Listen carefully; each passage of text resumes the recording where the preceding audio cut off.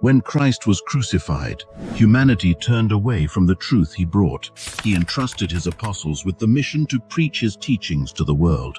The apostles faithfully carried out this mission, but it came at a great cost. Among them, only John the Apostle died a natural death. The rest were tortured and martyred for their faith. Despite this, their work laid the foundation for Christ's church, which eventually took form through the decisions made at the great ecumenical councils. The fruits of their labor were evident, although temporary. During that era, the main centers of Christianity were located in the East, including Byzantium, Greece, Georgia, and other countries. In the West, the Roman Empire served as another center of Christian influence until its eventual collapse. Significant political and cultural differences existed between these two centers. Over time, these differences led to a tragic event in the 11th century, the Great Schism. This division split the global Christian church into two main branches, East and West. In this discussion, we will explore which church remains true to the teachings established by Jesus Christ and which diverged into heresy. Everything will be presented based on historical facts. So orthodoxy or Catholicism.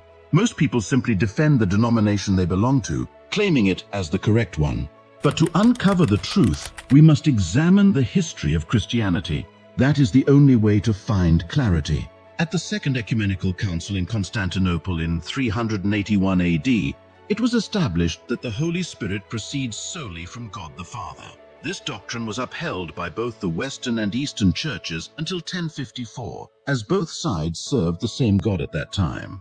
Furthermore, at the First Council of Nicaea in 325 AD, the Bishop of Rome and the Patriarchs were recognized as equals, sharing the responsibility of governing Christ's church. For those who may not understand these doctrinal and hierarchical matters, know that Christ's church had already reached these agreements in the 4th century. In the Gospel of Matthew, Christ commands, "Therefore go and make disciples of all nations, baptizing them in the name of the Father, and of the Son, and of the Holy Spirit, and teaching them to obey everything I have commanded you. And surely I am with you always, to the very end of the age." This means that anyone who does not follow the laws established by Christ through the apostles can no longer be considered a follower of Christ. Therefore, anyone who opposes this is a heretic, not because we say so, but because these truths come directly from Christ. Of course, I wish all Christians were united in the truth, but sadly that hasn't happened. What I've stated here is not opinion, but historical fact. Now, let's investigate who diverged from the dogmas affirmed by Christ. To truly understand the schism between the Western and Eastern churches, we must also consider the political factors that played a significant role. In 395 AD, the Roman Empire officially split into two: the Western Roman Empire with its capital in Rome, and the Eastern Roman Empire with its capital in Constantinople. Greek culture deeply influenced the East, while Latin culture took hold in the West. Over time, this created significant cultural differences between the two regions. One major turning point was the fall of the Western Roman Empire in 476 AD. Europe fractured into smaller kingdoms, giving the Bishop of Rome, later known as the Pope, an opportunity to amass great power. During this period, Pope Leo I, Leo the Great, claimed that the Bishop of Rome was the successor of St. Peter, the rock on which Christ built his church.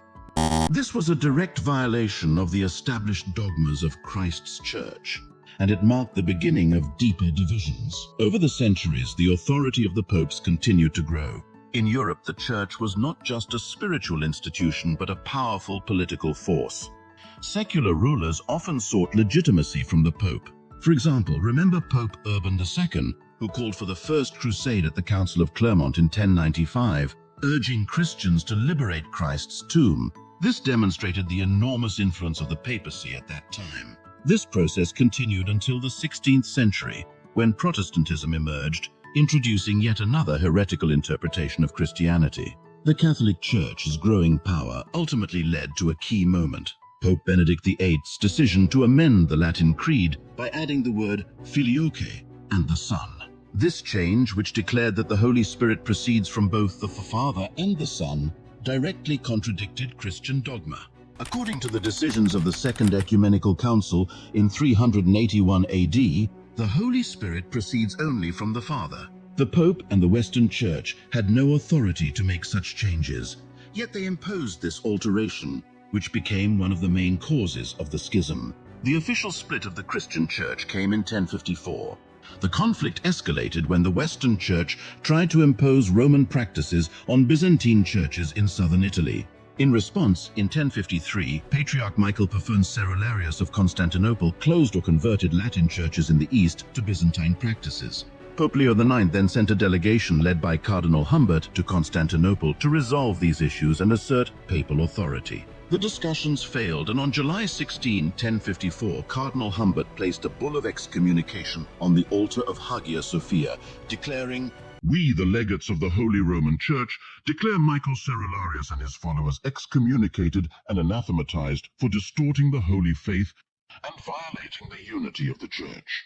In response, Patriarch Michael excommunicated the Pope's delegation and the entire Roman Church, formally splitting Christianity into Western and Eastern branches. There cannot be two truths. Just as 2 multiplied by 2 cannot equal both 4 and 5, one of these traditions must be false. That falsehood lies with the Catholic Church, which deviated from the dogmas established by Christ's Church and reshaped them to fit its own agenda. This distortion of Christianity culminated in 1870, when the First Vatican Council declared the doctrine of papal infallibility. According to this doctrine, when the Pope speaks officially on matters of faith and morals, his statements are infallible and binding for all Catholics. In contrast, in Orthodoxy, the true church established by God, no human is considered sinless except Jesus Christ. As the Gospel of John reminds us, if we claim to be without sin, we deceive ourselves and the truth is not in us. To conclude, this video is not intended to insult anyone. That is not our purpose. We are simply presenting the historical facts objectively, based on available evidence. There can only be one truth. It cannot exist in 2 contradictory forms. While we acknowledge the cultural and political differences between East and West at the time, these differences do not justify departing from Christ's teachings. Unlike Catholicism, Orthodoxy has maintained the original dogmas established by the great ecumenical councils, where all patriarchs were considered equals. We invite you to share your arguments respectfully in the comments below.